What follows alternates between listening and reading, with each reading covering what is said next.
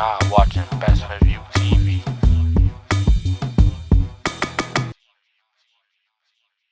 What's going on? What's going on? It's the Best Point TV show, and today we got my boy Zoe. What's going on, Brody? What's the word, my guy? Peace and love, my guy. You feel? Appreciate you, bro. I ain't gonna lie. That's kind of fire because me and you, we both interviewers and podcasters, you feel me? So kind of we get to talk about the business, about everything going on, the relationship with artists and stuff, and just to come up. And you starting to come up too, right? Yeah, for sure. I mean, I've been on a couple runs this year, and just been able to keep the ball rolling. Big motion. Okay. So I ain't gonna lie. This might be a lot of people's first time hearing about you as far as on my platform.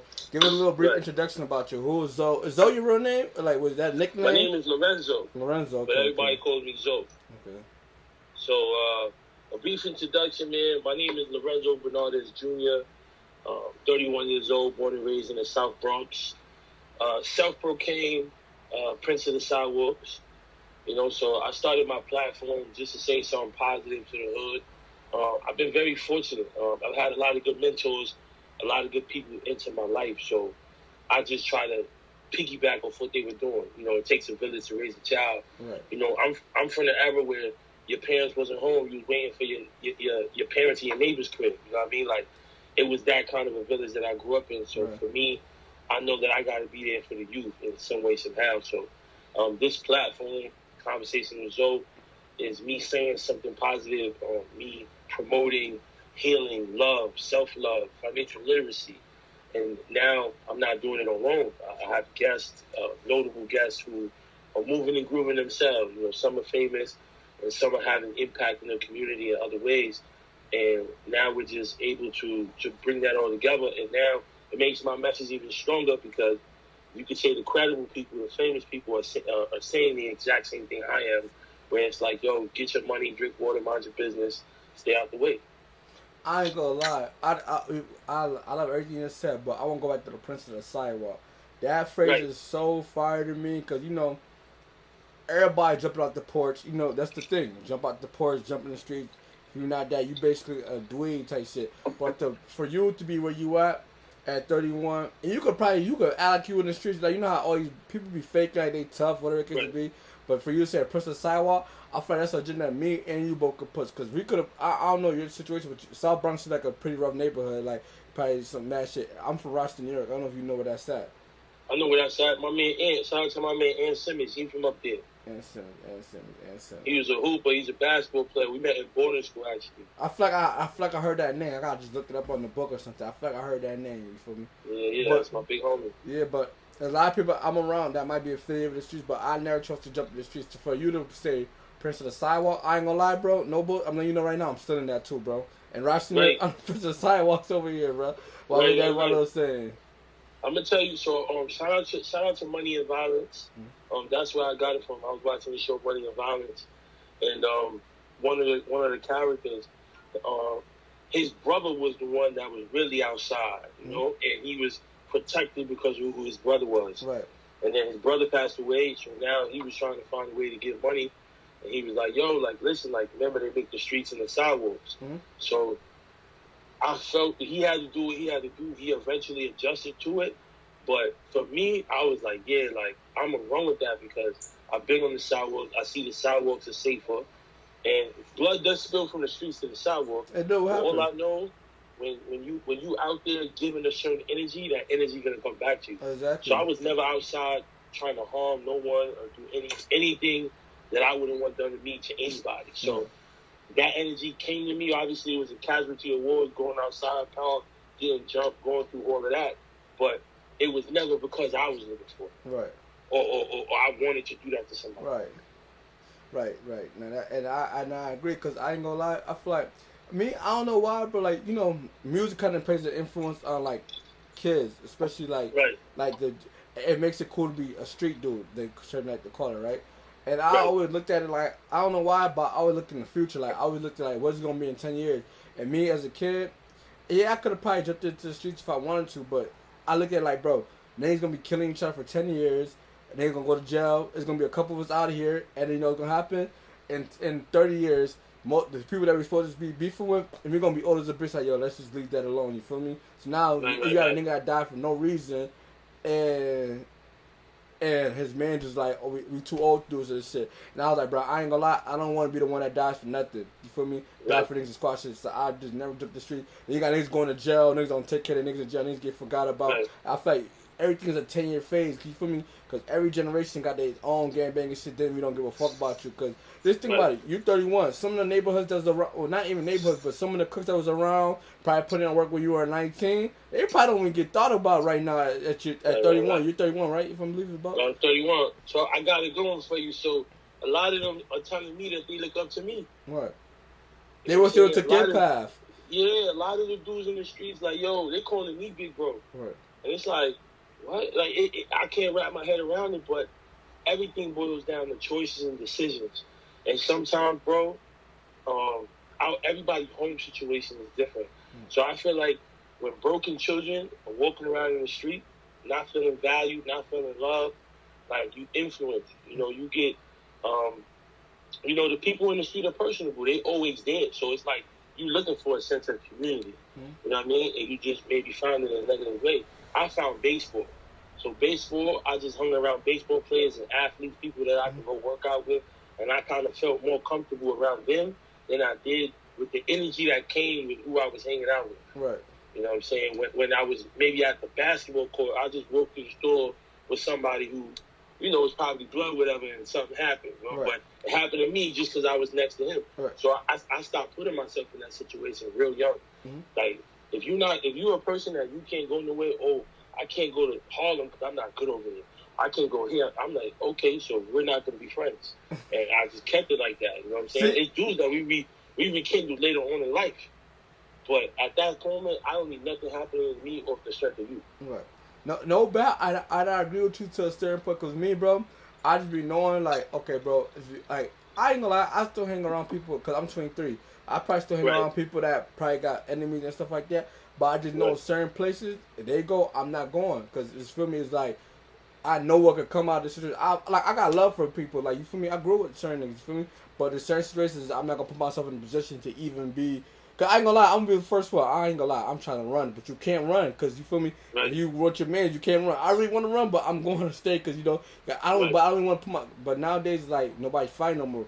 I don't want to put myself in a situation where you got to witness something go on, that then you got to get interrogated. And I feel like I'm not going to tell. But I don't even want to put myself in that position where I'm even dealing with stuff like that. So I just try to avoid it. But like, hey, if we could kick it, just certain shit, like certain people, we probably chop it on the form where we ain't got no funny shit. Or we chop it out, it gotta be something positive. I'm not coming around you the game, man. I don't even want you dissing dead people around me. Don't go live around me. Like, if I got a Snapchat video, I'm not posting that shit for another 2 weeks. You just gotta just know how to move, right?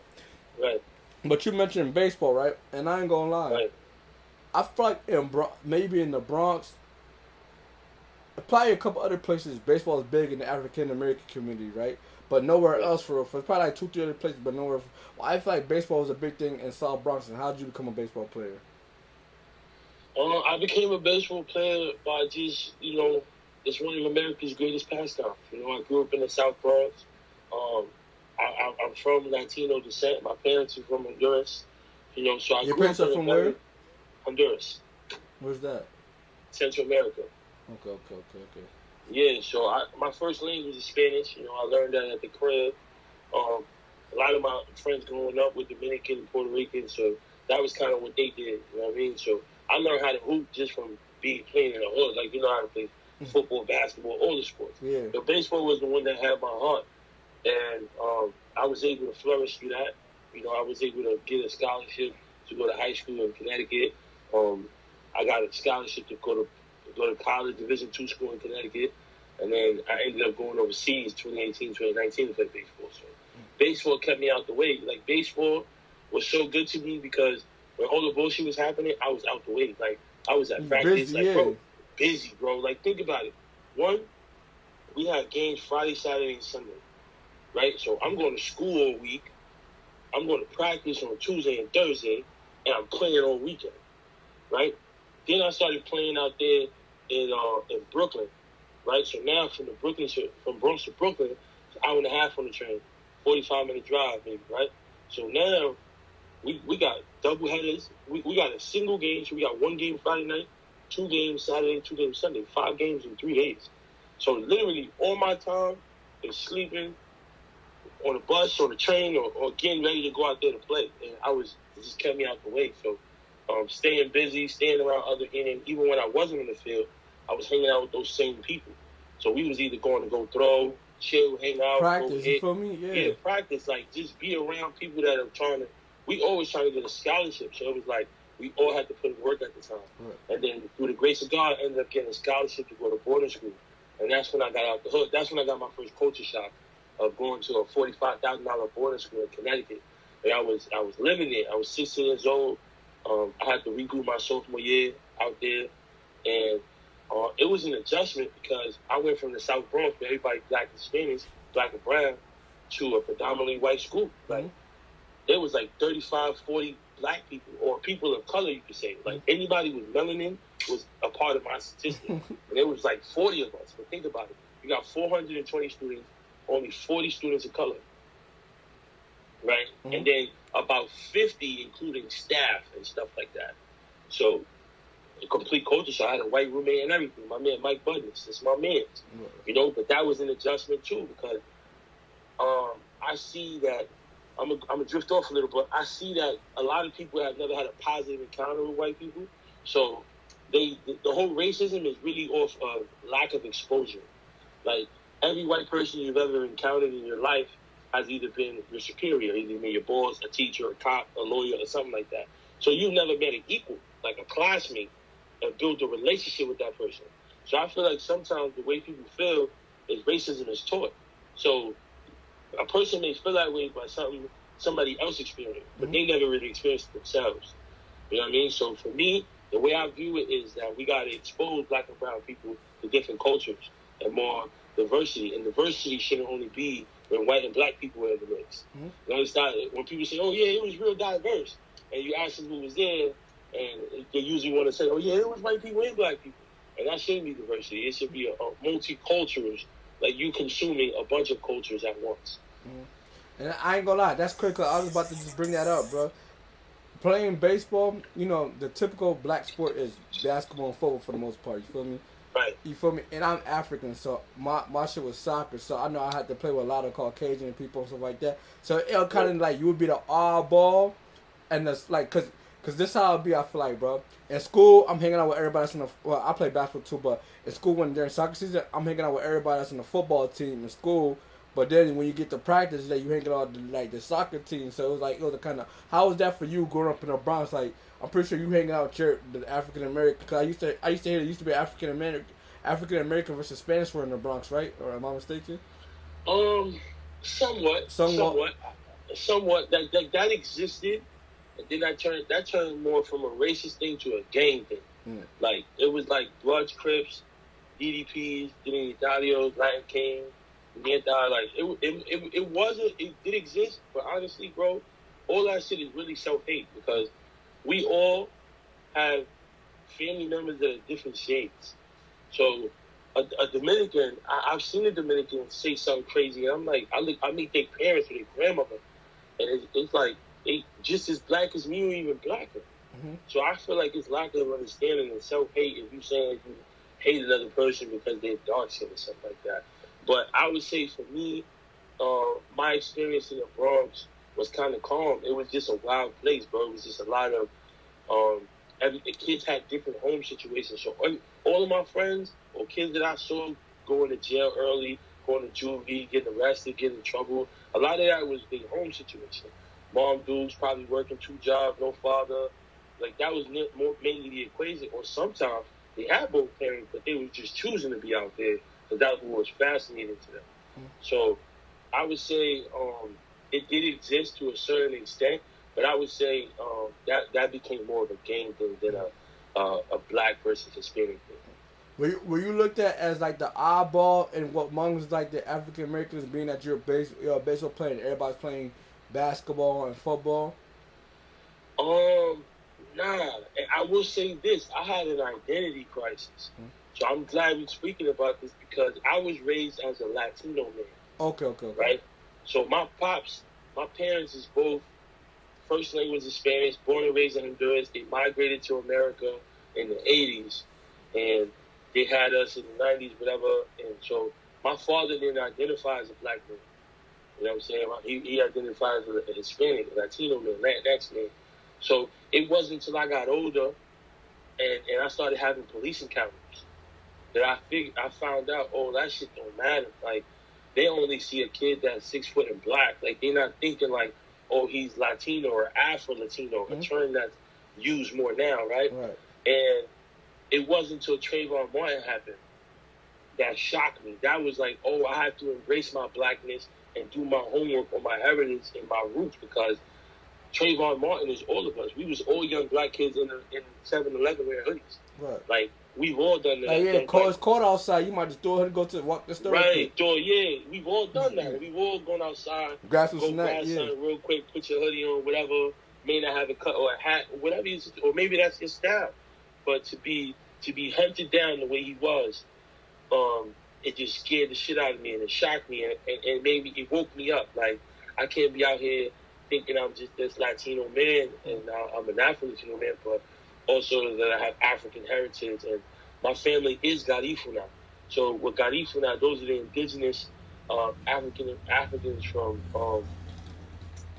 the slaves that came to Honduras originally, you know. So you have some Hondurans that are like, they look white, but you just see that they have more of a Spaniard lineage than I do. Like, I would say my family is probably more true, more African than anything, because we're more darker skinned. So my lineage didn't really mix.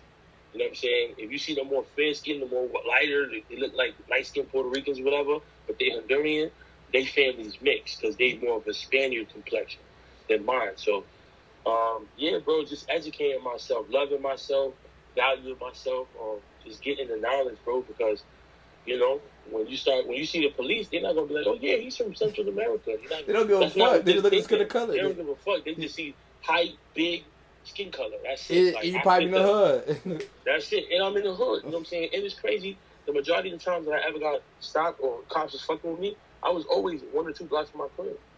So I remember that's when they mandated everybody to get IDs, and my mother was the first thing she did, like, yo, you gotta go get an ID so you have it on you, carry it on you everywhere you go. And I was 16, and I would be like, yo, I live, like, right there. Like, I'm over here pointing with my hands, clueless, like, put your hands down. I'm like, oh, like, my fault. Like, but I'm like, yo, officer, I live a block and a half away, man. I'm going home, man. I'm not going nowhere. I'm going home. And, bro, just, they have their way. So I just always comply, you know, try to get the encounter over. I don't want to go back and forth with them. I just want that encounter to be smooth, and we go our separate ways. I'm glad we spoke on that. And I ain't gonna lie, it's kind of crazy for me to hear, like, it took for you to the trial demonstration for you to, like, have a crisis about your color and stuff. I feel like everybody will come to you as a kid like, you're black. Like I see right now, if I just see you walking, I'm just gonna think you African American. You feel me? Like, I don't see no disrespect, but I don't see no Latino in you for real. Like, I just see I see like you one of me, basically. You feel me? So I would think you would have got that junk from early on. I was crazy to Trayvon Martn situation happen for you to realize that. But back to baseball, you right? You said you got to play Division II baseball. Right. At what school? If you could repeat it again. I went to Post University in Waterbury, Connecticut. Right. Talk about getting a scholarship. How that felt. Were you smart in school, or was like? Yeah, hell yeah. So it's cool because the last podcast I did, shout out to my man Xavier Pollard. He's an overseas basketball player for 7 years. He's a pro. He had to go do an extra year of high school somewhere because his grades wasn't right. So he had to do that because the way the NCAA clearinghouse works when you're an athlete, like, the higher your GPA, the lower you can score. You don't have to score that high on the SAT because it's a sliding scale. Right. So I had a high GPA, so my number to beat wasn't that high. Like, I only had to get like an 820 to get into Division II, Division I school. Right. So I'm glad I get to say that because I always handled business in school for me. So as far as athletically, I grew into my own. We won a championship in 2011. College was a bumpy experience. Having experienced a lot of racism, being, you know, one of the only two, if not none, no other black players on the team. You know what I'm saying? All we had was me, Hispanics, and a whole bunch of white people, bro. And mind you, it's like 40 guys on the baseball team. So you could say 80% of the team was white. Maybe 85% of the team. You know what I'm saying? So the numbers weren't really working in our favor, you feel me? So, but that made me a man, though. You know, that's when I just, you know, baseball was my world, and I focused up on other things, like taking my education serious, manning up, paying attention to my credits, working, party promoting, selling nutcrackers, doing different things, just to get by, just to rely on myself. You know what I mean? So, if I wish I could change the experience, but I wouldn't change it because everything happened the way it was supposed to. Like, let me ask you this, bro, because I didn't play baseball in the gym class, and it was kind of fun. Did you watch baseball? Is it fun to watch for you, being that you play it? Yeah, I'm a student of the game. I really enjoy it. I grew up in the South Bronx. I grew up 15 blocks from Yankee Stadium. So I'm a 90s baby, so that was like the golden era of the Yankees. Like, they won 4 championships when I was a kid. Like, between 1996 and 2000, they won 4 times. And then they won again in 2009. So I was alive for all of that. So when I was 5 years old, 6 years old, like, that was when they was just winning their first chip that I was alive to witness. Right. So I enjoy it, bro. I see the game. I study the game. I coach baseball, too. I got a Little League team. I have a 12-year-old team. But I've been coaching baseball since I was about 17 or so. And I've always done that, like, voluntarily. Then I do it professionally now on the side, where I got my baseball team, man. So those are my little guys. Yeah, that's fire. So you really like baseball. Baseball is life for you, for real. Baseball is life, man. You know, it saved me. It showed me. It literally showed me the world. Like, from the South Bronx, I was able to travel to Oklahoma, Florida, you know, Tennessee, you know, do travel baseball. And then, you know, I was able to live in Connecticut, you know, and then I was able to live in Europe. So, like, baseball literally showed me the entire world. Shit, let's talk about living overseas, living in Europe. That's probably like I mean, yeah, it's a culture shock. You feel me? You playing professional sports overseas. How was that for you, bro? But like, I didn't even know there was baseball overseas. To be honest with you, I'm not even gonna lie to you, bro. Yeah. So if you see you see how in football we got the World Cup. Right. So in baseball we have the World Baseball Classic, WBC. So that's when you know, Colombia, all the like some of the soccer countries have baseball teams too. Like, you know, the Argentina, all of them, you know, Colombia, Spain, you know, they all competing in these pools, you know, to try to make it to the WBC. I played in Austria. That was right next to Germany. And it was a culture shock. And it's crazy because I get to refer back to my last episode with my man X. But, like, you got to be really comfortable being by yourself. Like, that's not one thing they tell you because, one, like, you don't got no family, like, you don't know no family. Like, when I got there, like, thank God, like, when I shot them out, the Weller family, Phil Weller, Peter, Jacob, his wife, Andrea, amazing people. Like, the owner of my team, president of my team was an amazing man, bro, because when I got there, Easter was in a couple days. And I ended up spending Easter with his family, right? So I wasn't by myself that day. And then, you know, you still getting your phone situated, Wi-Fi, whatever it is. So, like, you're not really in tune or you're not tapped in with your people back home, right? Mm-hmm. So then you don't got practice till a couple days. You know what I mean? Like, so all you doing is everybody's going to work and you by yourself. You know what I'm saying? Not like nobody inside. You don't know nobody. Right. So, yeah, they tell you, yeah, you're going to go play the sport. You're going to do this, you're going to do that. But your teammates may not be as welcoming at first. Feel me? Like, mine were cool, but they were still trying to fill me out. You feel me? Everybody showing me as this. You feel me? People always fuck with you because you're on the team, but you know they don't really know you. Kind of you're the new guy on the team. Right, you the new guy on the team, and then when they got bad experiences with the guy that was there before you, they come with those same biases. You feel me? Like, the last dude quit on them. Like, he just left, whatever, and so they hold on to that. Like, they treat everybody. They don't give people the clean slate. They kind of see you as the person that already left, whatever, even though that had nothing to do with you. So for me, that's one thing. Like, for the young guys out there going to play overseas, like, get close to God. You know, find ways to entertain yourself. Find ways to be in tune with yourself, and be at peace with yourself, because it does get a little lonely. You know what I'm saying? And for me, my loneliness enlightened me. Feel me? Like, my loneliness is how I created Conversation Result. Feel me? Like, I'm going to get on camera and say positive things. I started my podcast in Europe. right? But at the time, I had to clear this. I had a clear conscience. Like, man, all these ideas were just formulated. But you talk to my man X, it got dark for him out there because he had just lost his little brother the year before he signed. Feel me? So it got dark for him out there. So your experience may be different, but just try to find peace by yourself. So Europe was a movie, though. I love Europe, bro. Like, it was one of the greatest things I ever got to experience. Well, what's some of the food that you ate out there? Like, tell people about the food, because, you know, we might see stuff on TV. What's something that called? Yeah. Well, you're going to eat schnitzel. Schnitzel's pretty good. It's like what's this that? breaded, it's like this breaded pork. Mm-hmm. Well, the tradition is veal. That's the baby cow, so it's like breaded veal, and you eat it with, like, a cranberry sauce and potatoes, whatever. It's dumb good. You could get, like, pork, beef, or veal, traditional veal. Mm-hmm. You're going to eat kebabs. Kebabs is like a pita bread that they cut in the middle, and they put, like, lamb or chicken in the middle, mm-hmm. and then they put, like, cabbage, lettuce, tomatoes, all of that. Like, you're going to see that all over the city.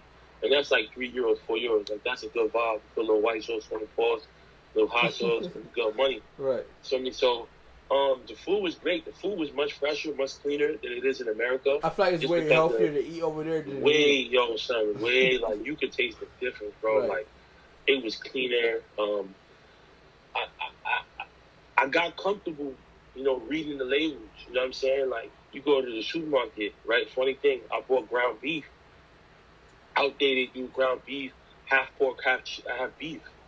So I'm cooking it, and it got this whole different smell, and I'm like, what is this? And I'm literally like, oh, when I went back, I didn't even look at the label where it had a pig and a cow, because they do, like, this little mixed meat thing. So just little things like that, learning, like, how to go, like, something simple, bro, is intimidating because you go to the supermarket and you going off your eye. Like, mm-hmm. that to me looked like ground beef. Right. I didn't think to look at the little pictures on it. You know what I mean? But that was a whole experience, too, going grocery shopping in a whole different country where everything is German. Right. Okay. So, boom.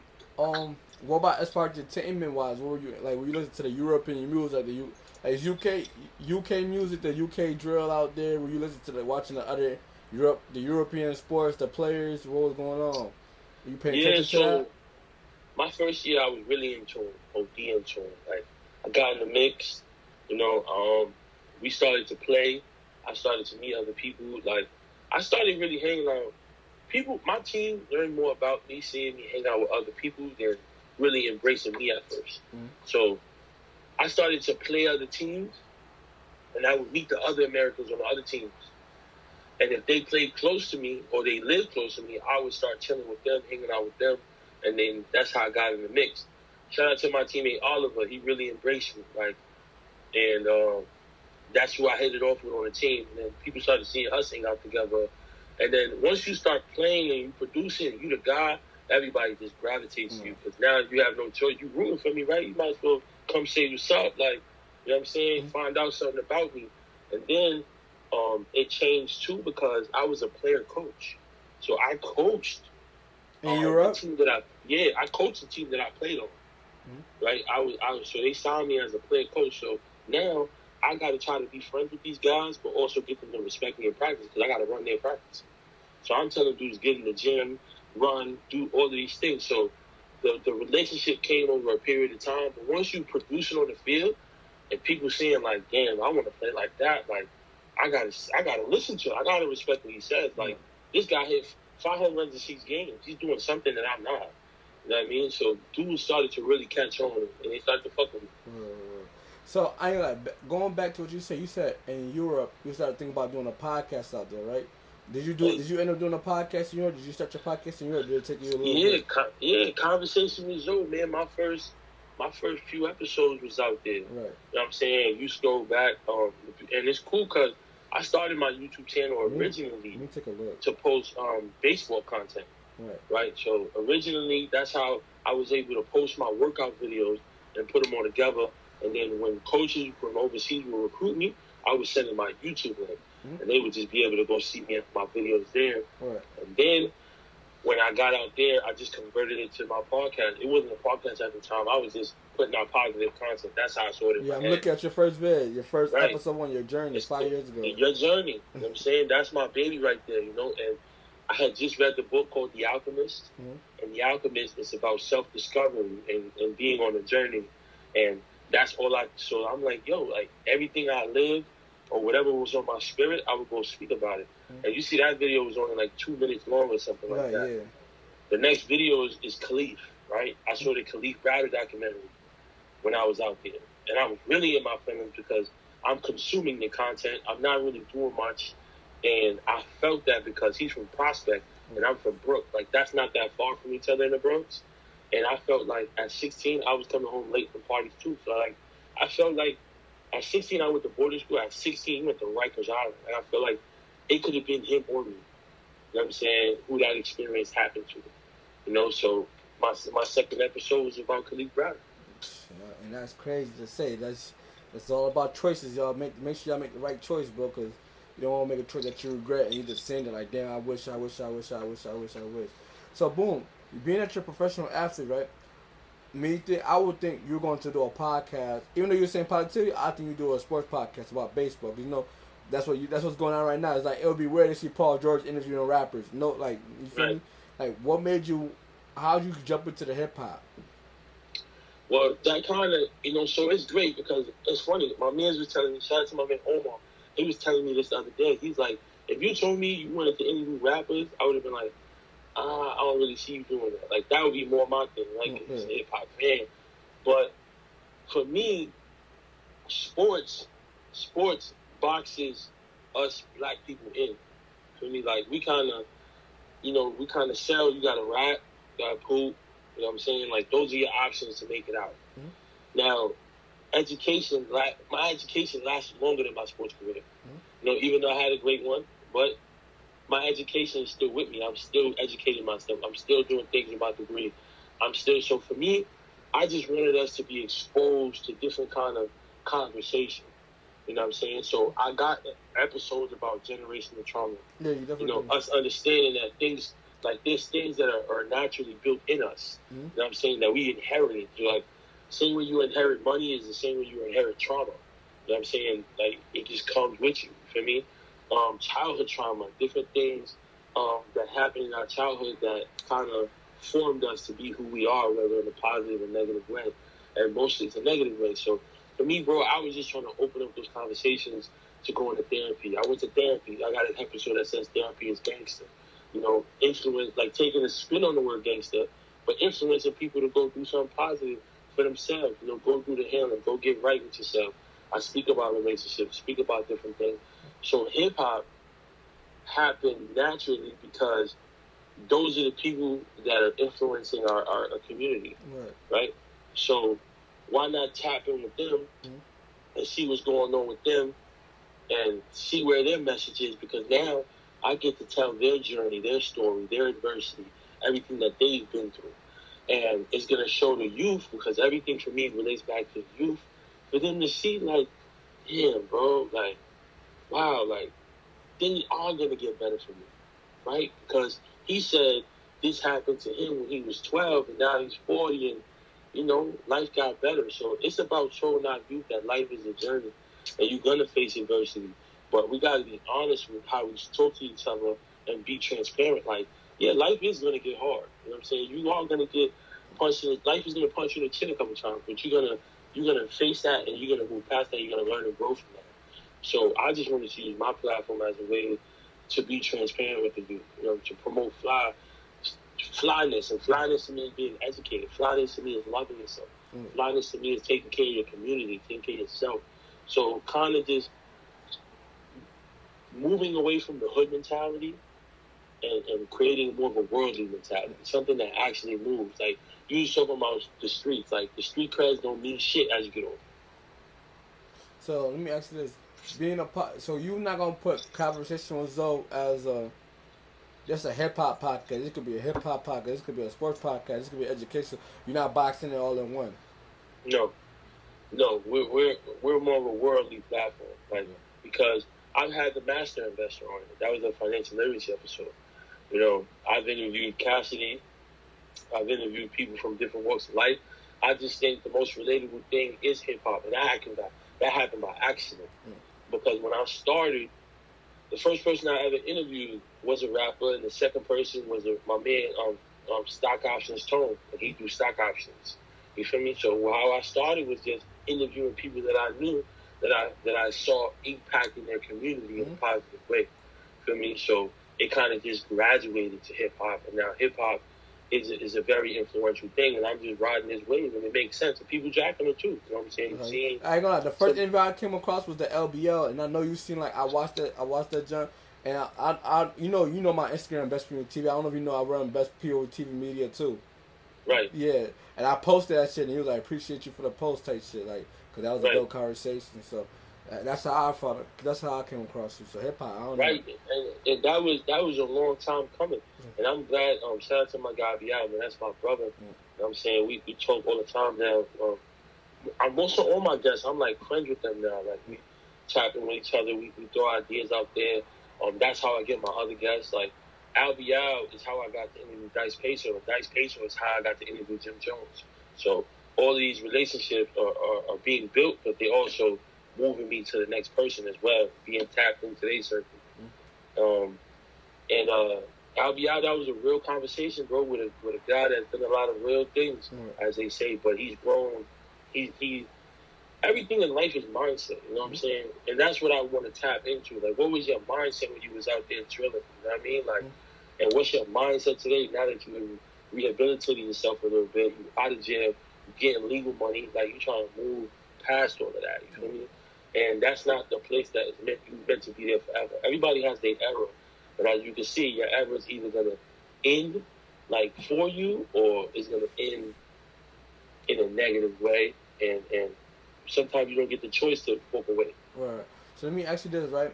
Because I'm an interview platform just like you're an interview platform.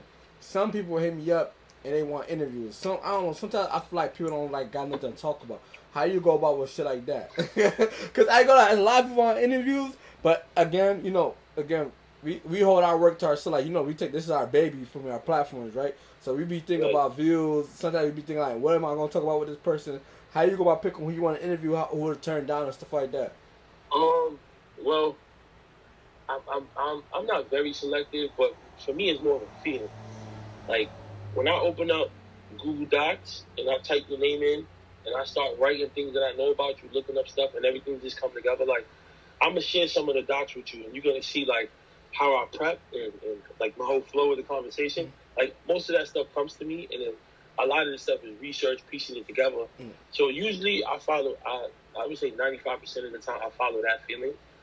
Some people I seek to interview, now I'm being sought out more than, like, people are reaching out to me more than I'm reaching out to people for interviews now, right? Because shout out to my publicist, Miss Montana, and so now you get to a point where you're not dealing with artists, you're dealing with management teams, you're dealing with publicists.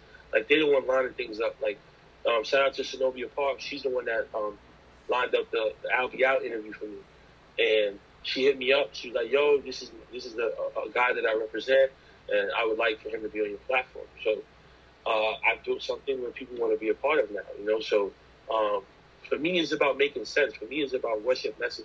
Like, I'm going to ask you, if you get frustrated with me asking you what's your message, then you cancel yourself out, because I want to make sure that this is all about the youth, bro. I want to make sure you're saying the right things and it aligns with the platform, and that you're trying to enrich the content. Like, one dude hit me up. Matter of fact, I got a lot of family ties to the Crips, right? And my cousin got deported, but he's still big homie. Like, he's still, you could say calling shots or however you want to say it, out here, right? His little brother feels that he should be the big dog because he's here, right? And he wanted to come on the platform and air his brother out. Hell, you can't do that. You know what I'm saying? So certain conversations you don't want to have on the platform. No, you can't get messy, and this is good. I want to say this. Cause you're just called controversial, bro. Right, it's messy. You got enough of that. You go to Shade Room, go. There's plenty of platforms if that's what you want. But I have to remember that I'm a civilian. I don't never want to put two black men, two black women, or anybody of color against each other, because that's what you really must be doing. You like enticing beef. I said controversial in the conversation. I know I thought controversial. Man. Right, and that's not safe. And then I'm still a civilian. I'm outside, so I never want nobody to see me and feel no kind of way because they feel like I took a side or I brought something up or I said something about someone. And I'm just riding the wave because the person's in front of me. So if I got 50 Cent in front of me and I'm like, yeah, fuck Ja Rule, whatever. And then when I'm with Ja Rule, I'm taking the other side. You feel me? So it's like, I'd rather not even talk about things like that because for me, it's a great experience that I'm even in front of these people. Mm-hmm. So I want to give you a great experience, a fire interview, ask you questions people don't normally ask you. Like what went viral when I asked Jim Jones about the Maury's and Pradas, Northern Polo, all of that, right? Those are all questions that if you're in tune with fashion in New York and we were around that era and he likes fashion, those are easy questions to pick out and ask him. And those are organic questions. I'm not asking him about, I'm not even going to say the person's name, but, you could watch. I'm sure plenty of people watched it looking for it, and you didn't find it. Because I like Push, I like Jim, and I also don't want to create something and feed it to a narrative. I agree with you on that standpoint, but I ain't gonna lie. At the same time, I'm the type of person, bro. If it's on the internet, then you feel me, it's free game. But a lot of stuff I be knowing about, like behind the scenes, I'm never gonna bring it to the internet because it's not on the internet. But once you bring it to the internet, it's like, bro, I ain't gonna lie. I don't feel like you're gonna get no bad, but it's like it gives you a chance to defend yourself. I'm not, and most of the time, like let's say we speak on somebody I got a relationship with, I'm not just gonna let you speak on their name bad, blah blah. I'm gonna say how can we diffuse it? Like I try to get them their point of view, so it's like because sometimes I feel like when people be arguing, they get their man's point of view. Like just say like you going to argument right now on the internet, bro. All your man's gonna be behind you. Yeah, fuck that nigga, blah blah. But if you got somebody that's neutral in the middle, like I said, I feel like I'm gonna throw the names out. Unfortunately, you feel? Let's say you call Jim and you call Pusha T, and I'm vouching for Pusha like, yo, Jim Jones, this is what he meant. Now they get a better understanding. Now it's not that one opinion. Now like you can see where he come from, and you can kind of see what the disconnect. Because maybe Pusha T didn't see where the disconnect was. You feel me? Maybe he didn't see he didn't see his point of view. But when you ask about it, don't just put it out like, oh blah, like you just boot like. Don't let him be. Don't be a yes man to him. Basically, what I'm saying, bro. Like, just try to get different point of views and perspective if you're gonna ask about controversial shit with other rappers and stuff like that. Because that's part of hip hop, bro. Unfortunately, bro. Once it's on the internet, it's basically free game. You put it on the internet as Jim Jones. You're supposed to be move smarter than that, bro. You're not supposed to put shit on the internet, bro. You're supposed to be a mentor to these kids, bro. Honestly, that's how I just be looking at it. But I respect the way you look at it too, because that's your platform. You feel me? I respect it. Right.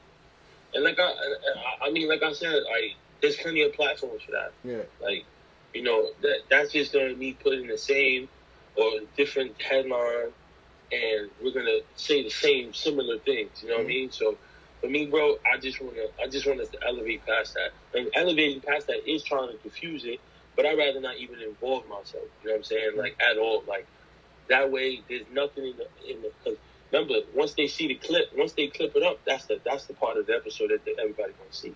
So once I put the episode out and people find that clip it up, boom. Now either party is gonna see it, and the whole interview is about that, even though it was 30 seconds.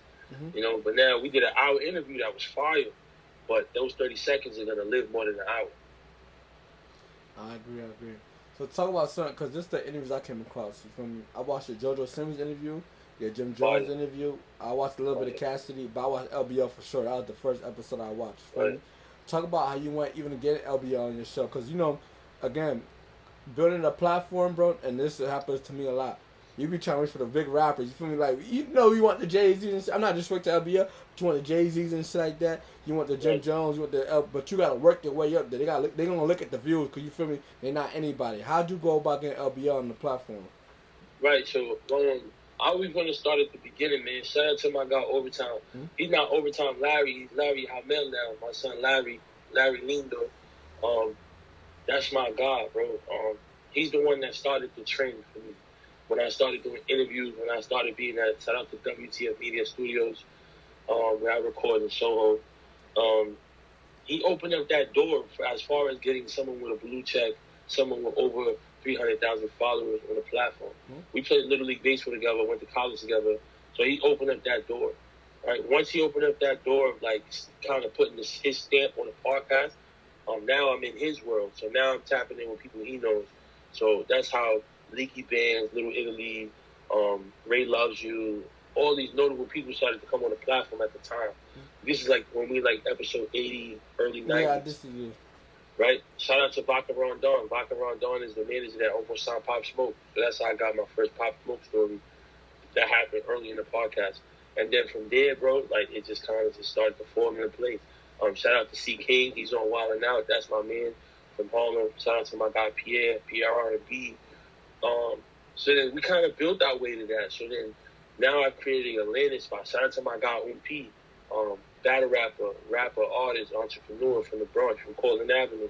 Same block as like B Love, Shy K, and all them. Yeah. That's all the same hood. OP is like the big homie, and he came on the podcast, did that legendary freestyle, 1 million views on Instagram, and so that's how we got to Albee. You feel me? Like, that's all the backstory to it. So then now creating a platform that's positive, is not messy, is well organized, and look good on camera, and we having good conversations. And I do my homework on every single guest. So I'm already coming into every interview prepared on the layout of the conversation. So different publicists are reaching out to me, and that's how a lot of these bigger, more notable interviews are happening through the work, through the views, through going viral, and also through creating a platform where it's like, if you're on a press run and you're in New York, tap in with Zoe.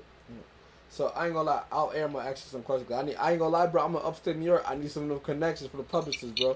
I'm trying to be on the list first. So I'm gonna hit you up after the thing for me. Right. How do you feel about paying artists for interview? Are you with that? Are you? You got to pay to play. Certain interviews you got to pay to play. Okay. I've paid for, I think, 2 interviews, 3 interviews, and it was worth it. For what came from it. But when you gotta pay is when you're behind the 8 ball. You know what I mean? As in, like, that interview benefits you more than it does them. Right. You know what I mean?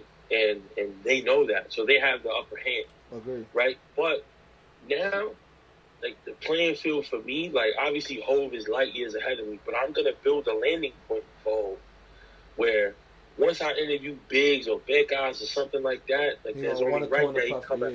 Yeah, they're going to have no choice. So now people are respecting the body of work because we come all the way from my son Little Italy to Vodka Rondon, who we're going to do a part 2, to C King, to the former New York leader of the Lion Kings, King Tone, to that P, to Cassidy, to DNA, Bodega Cortez, and the list goes on. So now it's a landing spot. Like, look at all these notable people who are moving and shaking, on ESPN, BET Awards, you name it.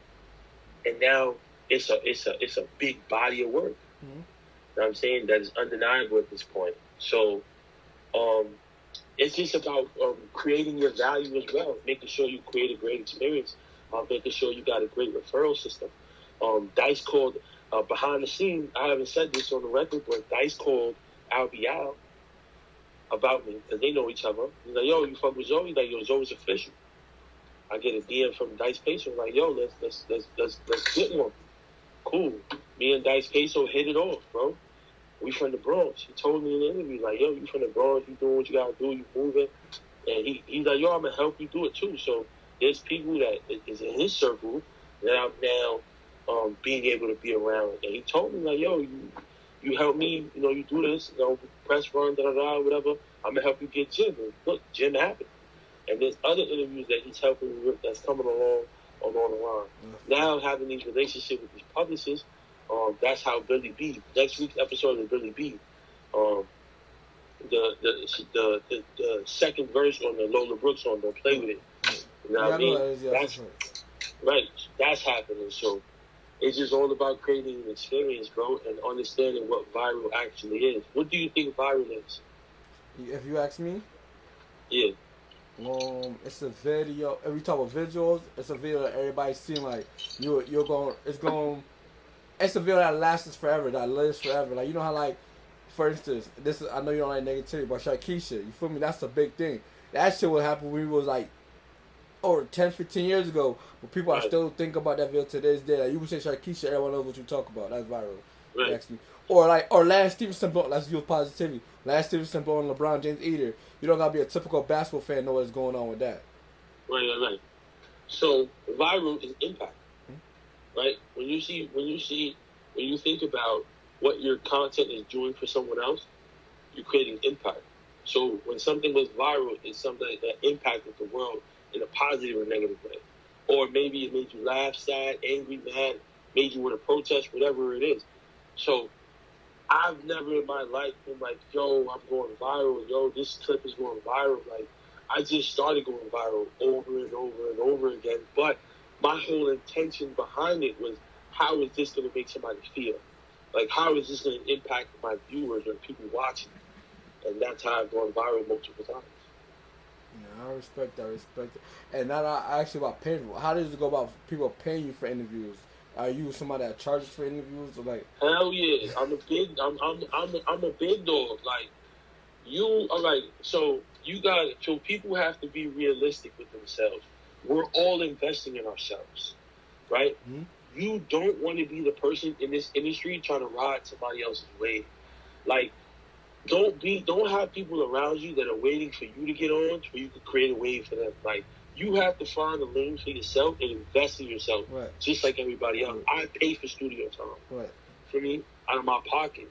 So certain interviewers have paid. Like, I've gotten paid for multiple interviews. You don't got to say their names. Yeah, you don't got to say their names. But it's been beneficial for everybody because of the clips, of the viewership, going viral, different things like that. I've had bigger people than you on, right? You're kind of a mid-tier artist. Let's say that, for no disrespect to nobody, but like, you're going to drop a project in 2 years. You want to come, you're about to drop something, you don't really have no motion. You can tell where you are by how the episode is going to do. You know what I mean? So, like, that viewership is going to come from your fans, from your people, from, that's where that comes from. Right. So, it benefits you to pay for the interview, for the experience, for the clip, for the content, and it's endless content. For me, like, if you see people that have interviewed a massive investor, Bodega Corp, DNA, they still posting clips to this day from our interview. Right. See, the one thing people don't know, bro, as far as, like, I'm not going to say, mediocre artists, you feel me? When it comes to, like, let's do an interview, people don't be knowing that it's not like, oh, I wake up one day, I got to interview with you. I know everything. I don't be paying attention. Like, there's a million and one rappers, you feel me? I'm not Selective of Who. So you don't got no blogs talk about you. So now I go through your old, like, this is what I be doing, bro. I be going through people's Facebook. I be going to Twitter. I got to listen to your music. That's time, bro. That's time. And I feel like as interviews we don't get the respect we deserve when it comes to payment. Because now I got to go listen to your music. You might be medium. Maybe your music never that good to me, you feel me? I got to listen to that. Right. I got to listen to 5 projects. And you probably not even talk about shit. So now I got to go to your Facebook. You feel me? And I go to your old pictures. Like, just listen. Like, I feel like people don't be understanding, like, the time. Now I got to go to your... Just see what you talking about, you feel me? And I feel like we get respected. People just feel like, oh, interview me. Nigga, what the fuck I don't know you, bro. Like, I'm no respect, but, like, I don't know you. I got to do my research. That's why I go about charging people, because it's like, you're making it harder on me to have to do my research to find you, and that's time. I could be playing a game for all I care, you feel me? But you ask me for it, that's what they don't want to pay. So. Right. No, I mean, you got to pay to play. You got to invest in yourself. And this is an industry where you're going to get out what you put in. You feel me? And you got to spend some money to get some traction. Like, I spent a lot of money to get to where I'm at, but it's worth it. And I know that I'm not here to play. I know what my purpose is. I'm pushing P, purpose, positivity, productivity. You know what I mean? And just knowing that sometimes your time is not right now. I've been saying this a couple times, but when I was getting my episode 100, I wanted that to be a milestone. It is a milestone, but it got to be a big artist. Got to do this, got to do that, got to be Fat Joe, got to do this for the Bronx. That's why I was so selling myself. But my platform wasn't ready to sustain everything that comes with Fat Joe. Mm-hmm. You know what I mean? Like, once Fat Joe does it, through the roof, right? But what's my follow-up? Like, I didn't have the network and the resources and the publicists and management and all of this stuff to continue that caliber of artists coming through the door. You know what I mean? So, shout out to my man Q Life. We had an amazing episode 100. He was on the original Smack DVD. He was outside wilding, busting his gun, doing all kinds of stuff. But now he runs Positivity Beats Negativity, which is a great platform with my brother Middle Knowledge. Shout out to the twin. And that was more fitting for where I was. You know what I'm saying? I've developed my skills as an interviewer and a journalist and media. Now I'm getting media passes to go to events and cover and do live interviews and things of that nature. So those are things that came with time and more work. So 50 episodes later from there, 53 episodes later from there, look at everything that's happened. Look at everybody that's come through that door. Mm-hmm. You know what I'm saying? And look at the body of work and everything that we've done and we've accomplished and have yet to accomplish. But Fat Joe fits. Fat Joe, in a couple more episodes, he fits now because I know who to reach out to get certain things happen. But once the Davies, the Mano, and all that stuff happens, yeah, like it's a great landing spot. Yeah, that's gonna be fine. I'm excited to see what you got going on. You feel me? Talk about Davies. I think you had listening party recently. Talk about that. Facts, how you think it started? Well, how was that? Yo, shout out to my guy Terrell, man. Shout out to Terrell. Shout out to Zenobia. Shout out to all the publicists. Shout out to Miss Montana. They send me media passes now. Mm-hmm. So what that means is I get to go to the event and like cover the event and things like that.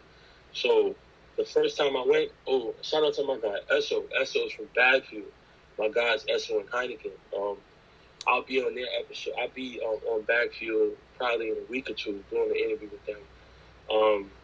It's a beautiful thing, bro. Esso invited me. That was Esso's album listening party that he threw Jeff Jam for the Davies. And he invited me, bro, so I ended up pulling up. And fun fact, bro, I was supposed to have an interview with Murder B and Ray Ray that night, but it didn't happen. Mm. I interviewed Ray Ray last night, and that's going to drop in 2 weeks. And Murder B, we have to reschedule. But I did the Eric Garner Jr. interview that night. And then from there, I went to the listening party at Sweet Chick. Shout out to Nas and the whole Sweet Chick family. And then I got invited to another content that you see on Facebook. I mean, on every platform is and I went to another listening party for Davies. And that time, I brought a cameraman with me. First time, I just went to feel it out, catch a vibe, catch the experience, meet different people. I met Nims, Graf. I saw my guy, Smart Guy. That's my guy. Feel me? I got to chop it up with Dave. I actually did a sneaker giveaway with Davies last Thanksgiving. So we kind of already knew each other a little bit. And then I went to the second one. And the second one, I turned it up. I brought a camera guy. We had a little mic. And we turned it up. We caught all that content. All right. Nah, that's fire. That's fire, bro. I ain't gonna lie. I'm proud to see your growth, bro, from the LBO. So this just as a podcaster, it just motivates me to keep pushing. You feel me? Just build connections, build relationships. You feel me? So another thing I discovered about you was you got a pizza campaign. I can't remember the name of the actual pizza campaign, but it's like good. If you had good grades, you give out pizza to every kid. Good. Talk about that. And then can you remind people the name? Slice of Excellence. There you go. Slice of Excellence, baby. Slice of Excellence, the label, the positive label in the world. Man, that's my baby. That's my heart right there. I'm so proud of Slice of Excellence. Probably one of my greatest ideas. If I could pick between that and the podcast, I'll do that for me. But now I see what God is doing. It's a full circle moment for me seeing that God gave me an opportunity to say it on the platform, talk about it, and he gave me a platform to actually do it. So now I'm actually doing everything I'm saying. I've been doing it through the podcast and through Slice of Excellence, where we trade report cards for pizza. That started in 2020 when I was a second grade teacher in the Bronx. And I just needed to motivate my kids. It was COVID. We on Zoom every day. It's a tough time for us all. And it originally started because I'm seeing kids eat. You know, you see the yellow bag, orange bag, blue bag, red bag, eating ramen every day, bro. Like, oh, okay. I was like, what you talking about for a minute? Yeah, I was going to say if you caught it, but yo, bro, like, that shit is crazy. You see kids eating ramen every day, chefing it up different ways. Maybe drain the water, put a little butter, or eat it with, you know what I'm saying? It's like crazy. Like, that's all they was eating. But I knew that it would be a red flag if I'm just sending kids food to their crib, because, like, somehow it would look like charity. But I knew if I incentivized the pizza, like, yo, highest reading level Friday gets pizza. And the highest reading level happened, the highest math level happened. All of that happened, I was sending my students pizza to their crib. That's fine. You know what I'm saying? And social media blew it up, bro. My friends started rallying around me. Shout out to all my friends and family that have been donating before we had corporate donations. Now we're getting a little bit of a bigger bag to do more of the work and to have more resources. And now I'm able to take some of the celebrities. Shout out to Dice Pace, the first artist from the podcast to come and actually do a pizza day with me. And that's more to come, bro. I'm trying to go to every hood with every artist that I meet and do a pizza day in their hood. That'd be fire. Going back to the youth, that's fire. We don't see that too often. That's your podcast. But, bro, I ain't gonna lie. I learned a lot from you today. I'm about to use some of the stuff I learned. Let people know how to get in contact with you and stuff like that, and what you got going on going forward. Man, I mean, just expect me to continue to push P, man, push positivity, we pushing purpose. You can find me at Conversation with Zoe Podcast on Instagram. You can find me if you want to email me, conversationwithzoepodcast@gmail.com. Slice of Excellence, it's easy to find. If you want to donate, you can donate at sliceofexcellence.org. Reach out to me. Depending if I know you or not, like, I might give you merch. I would give you merch because I know how you move it, but I don't want to give everybody merch. Oh, so you try to be exclusive with your shit. Yeah, I'm very selective, bro. I don't need somebody you don't need somebody drilling with a Slice of Excellence hoodie on. You know what I mean? Like, that's not good PR, you know. But you know, I'm just very selective of who wears our brand and who has it and who has access to it. And you know, I just want to make sure that we maintain that standard of excellence. If y'all got a school y'all want me to send pizza to and y'all want to reach out to, or y'all want to go do a pizza day together, like, let's make that happen. Like, I send pizza to the schools in Buffalo, East High School, East Hampton High School, something like that. And what's the name of the other school? I don't know. No schools in Buffalo. Let's help me work out. Yeah, but anyway, bro, like, even Buffalo, I was sending pizza like out there like for like months. Shout out to Benny the Butcher, man. We gotta do pizza day too, man. You're gonna see this. We gotta do a podcast, and you gotta come on my bro's platform, and we gotta do a pizza day, man. You know, for you, bro, tapping with people in Rochester, bro, like, blow up in your city, like, anybody you know who knows somebody, or even a lawyer, whoever it is, bro, like, focus on telling people's story, like, focus on getting it out there, bro, and notable people, and that's just gonna be a domino effect to who's next. See, the thing about Rochester is so small, it's nobody really, like, since nobody made it out. I mean, people made it out, but it's like, I'll talk to you about it off camera. What about the athletes? What about University of Rochester, the athletes? Oh, yeah, it's cool. It's cool. Some of them cool, but that's like, I fuck with someone, but some of them, like, people are big-headed because they too put that make it from here, you feel me? Right. So, you feel me? So, I mean, I'm cool with a couple people, you feel me, but you don't get the runaround type shit to you. Right. Nah, yeah. I mean, you're going to continue working, but yeah, man, for everybody, for me, man, just tap in on every platform, follow, hit me up. I'm pretty good at getting back to people.